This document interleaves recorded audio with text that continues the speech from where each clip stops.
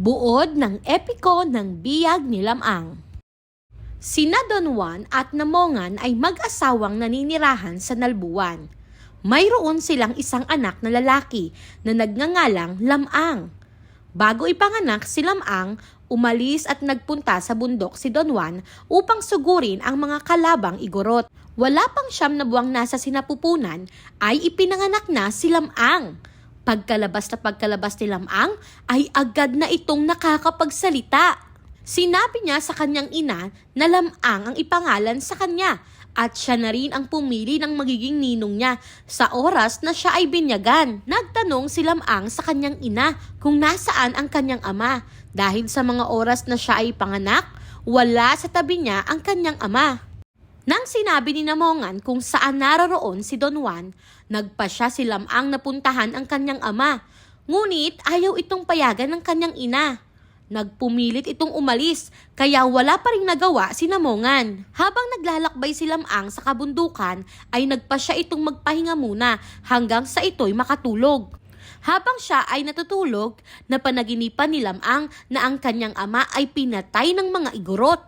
Sa galit nito ay nagpunta siya sa kabundukan at pinatay lahat ng igorot doon. Ang batang si Lamang ay 9 na taong gulang pa lamang noon. Sa kanyang pag-uwi sa kanilang lugar sa Nalbuan ay napadaan si Lamang sa ilog ng Amburayan. Doon ay pinaliguan siya ng mga kaibigang babae.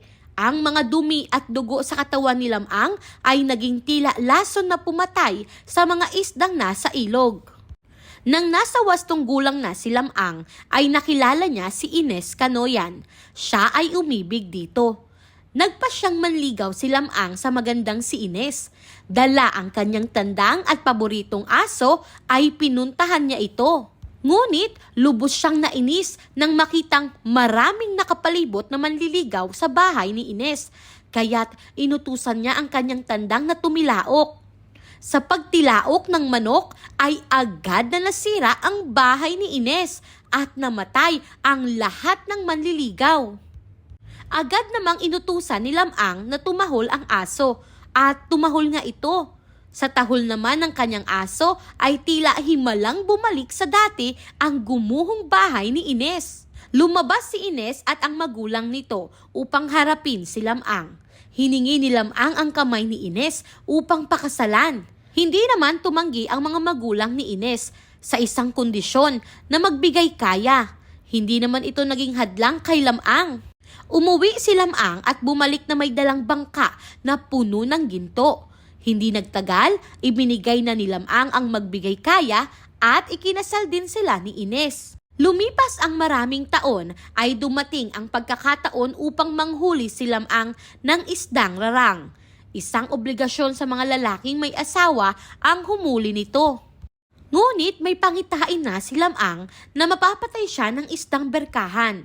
Ito ay isang isda na kalahi ng mga pating. Sa kabila nito ay di pa rin nagbago ang isip ni Lamang na hulihin ang isdang rarang. Ngunit nangyari nga ang pangitain ni Lamang at siya ay napatay ng berkahan. Lubhang nagtangis si Ines at agad na umupa ng mga maninisid upang makuha ang mga buto ni Lamang. Agad namang nakuha ang mga buto ni Lamang. Kasama ni Ines ang tandang at aso ni Lamang. Kanilang dinasalan gabi-gabi ang mga buto ng asawa. Hanggang sa isang araw, si Lamang ay muling nabuhay. Mula noon ay namuhay sila ng masaya. Pag-unawa sa epiko. Punan ang grapikong presentasyon ng binasang epiko. Una, pangalan ng pangunahing tauhan. Pangalawa, saan ginanap ang mga pangyayari sa akda. Pangatlo, ano ang suliranin ng tauhan. Pang-apat, paano nilutas ng tauhan ang suliranin. Panlima, paano nagwakas ang epikong biyag ni Lamang.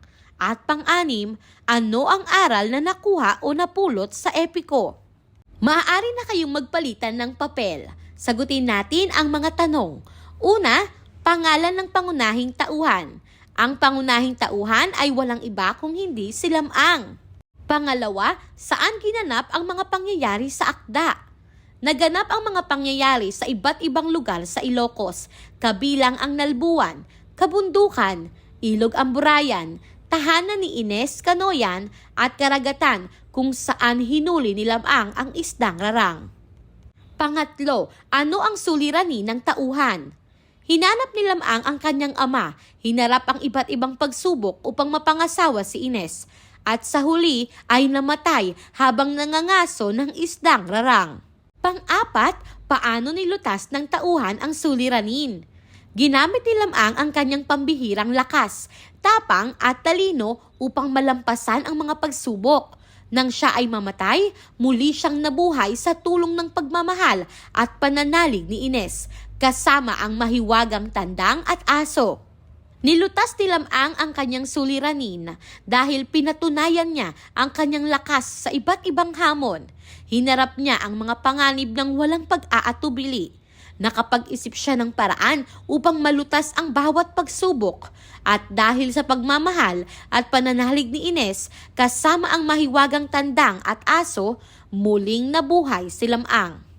Panlima, paano nagwakas ang epikong biyag ni Lamang? Nagwakas ang epiko nang muling nabuhay si Lamang at namuhay silang mag-asawa ni Ines Canoyan ng masaya at payapa. Ano ang aral na napulot?